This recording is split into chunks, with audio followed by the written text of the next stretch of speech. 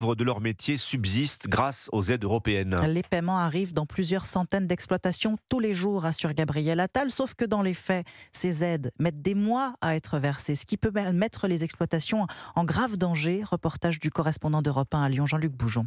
Samuel Douville cultive des céréales à Saint-Priest, près de Lyon. Pour lui, comme pour les autres agriculteurs, les aides de la PAC sont indispensables au fonctionnement de son exploitation. Sauf que pour l'instant, malgré les promesses du gouvernement, il est loin d'avoir reçu tout ce qui lui est dû. On a reçu à peu près 70% de nos aides. On attend une partie des aides qui sont liées aux différents types de cultures qu'on a mis en place l'année dernière. Donc il manque 30%. Oui, sur notre exploitation, c'est entre 30 et 40 000 euros. Qui vous manque. Voilà, c'est pas négligeable du tout. Une somme conséquente qui en plus arrive toujours très tard, ce qui aujourd'hui met en péril la survie de l'exploitation. C'est dur de tenir, il faut bien penser qu'en fait on touche les aides un an après le début de notre travail. En fait. Pour mettre en culture le blé par exemple, on achète les semences, on utilise nos tracteurs, on utilise du GNR, donc on avance encore l'argent, on touche les aides un an après. On pourrait fortement accélérer, 6 mois après ça serait intéressant déjà. En attendant, Samuel Douville n'a que le 15 mars en tête, date à laquelle le gouvernement s'est engagé à ce que 100% des aides